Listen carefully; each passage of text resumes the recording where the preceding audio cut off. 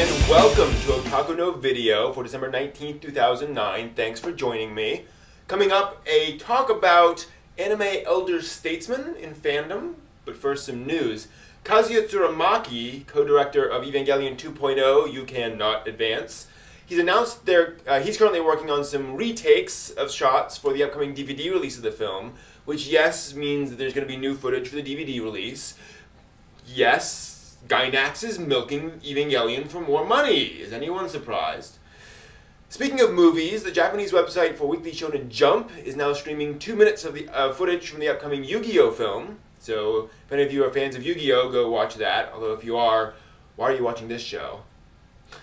In movie news that is actually exciting to most of us, there's now a trailer for the upcoming Disappearance of Haruhi Suzumiya movie. This is a new storyline based on one of the stories in the original light novels. I've seen the trailer and I am intrigued. There's some stuff in there that kind of blew me away. I mean, Yuki kind of freaks out. What? What? I'm there. Can't quite wrap my brain around that. Anyway, some interviews popped online recently. One with Go Nagai, the famous creator of Mazinger and Cutie Honey and lots of giant robot stuff. It's actually in Egypt today. He's on this tour of the Middle East after finding out that his stuff actually is shown in the Middle East. There's also an interview in Japan Times with Mamoru Oshii, Jinro and Ghost in the Shell movies and other kind of dull films. Anyway, he talks about his upcoming Assault Girls live-action film, which promises to not be at all dull. Also talks about his filmmaking process and why he does live-action films versus anime films and the differences and so forth. And I think I speak for all of us when I say that Mamoru Oshii actually has a filmmaking process. Wow. Finally, some news of the cute. Beckii Cruel, that 14-year-old British girl who achieved net fame for dancing to anime songs. And really, how desperate for fame do you have to be to do that for stuff? I kid. Anyway, she's forming a girl band. She's joining up with 2 other British teens, both older than herself. Their debut CD, named Cruel Angels, will debut in Japan February 10th. And with that, it comes back around to Evangelion, as everything always seems to do in this fandom. Can we please get past Evangelion someday? Welcome back. I want to talk about something that was spawned by a book I just bought, and I haven't read it yet, so this isn't a review or anything. It's called Watching Anime Reading Manga. It's by Fred Patton. Fred Patton discovered manga and anime in the 1970s and was a co-founder of the first American anime fan club in 1977. So he's been an anime fan since longer than I've been alive, and probably all the rest of you. And it struck me, you know, we've all gotten into anime fandom at some point. I mean, nobody watching this first started watching anime last week. So we've all been into this probably for at least a year, a couple of years, something like that. And we all know that there were anime fans before us. You know, fandom existed. Where are all of those older anime fans? When you go to conventions, why is it that the folks walking the halls are pretty much all the same age? When was the last time you saw someone who was 50, 60, 70 years old at an anime con? They're out there.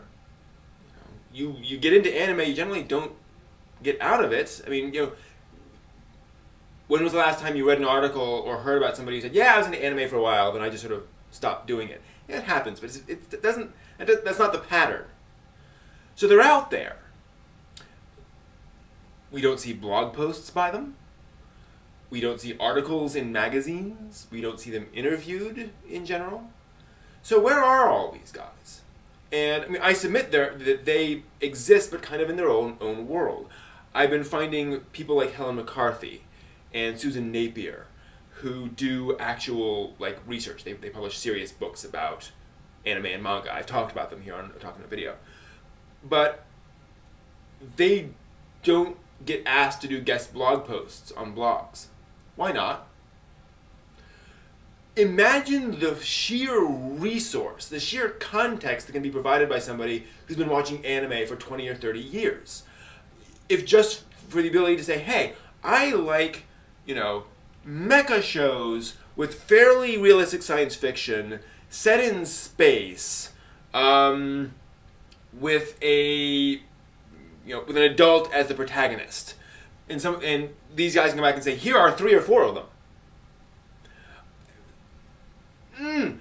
Plus being able to help us understand how anime has evolved over time. You know, Haruhi is referencing this thing. What is that? You know, oh, well, this in the 80s, this in the 90s. I mean, there's so much stuff like, there's this one live-action film that was released in 1995 that was hugely popular in Japan. And there were the references in these different anime and so forth. What a resource. And we're not seeking it out. Now, at last year's Otakon, there was a panel on, and I forget the name of it, but it was basically like 4 older anime fans up on stage talking about early fandom. And they got into anime in the 60s and the 70s. They were watching Astro Boy on television when it came out. And they founded anime clubs and things like that over here. Incredible to hear about what it was like starting an anime fan club back when nobody knew what anime was. Nobody knew any of this. And I propose we need to start finding these people. I regret not going up at the end of that panel. I mean, I asked questions and stuff. I regret not going up to them at the end and saying, thank you so much. Can I have your email address? Can I please contact you if I have questions, things like that? Why didn't I do that? Please, let's start doing that. Let's start finding these people. Let's start asking them to do blog posts. Let's start, when we have questions and we go on forums to ask questions folks aren't asking, let's find these people, and so we can go and find and say, oh, this guy answered my question. How hugely important. And let's find folks like Fred Patton and Helen McCarthy and Susan Napier and these other guys who've been doing, Fred Schote, who's been pushing anime forward for decades. Let's find them, let's talk about them, let's hold them up as shining examples of what otakudom is. If we want to feel legitimate, we need these people to show, yes, we have history, we have elder statesmen.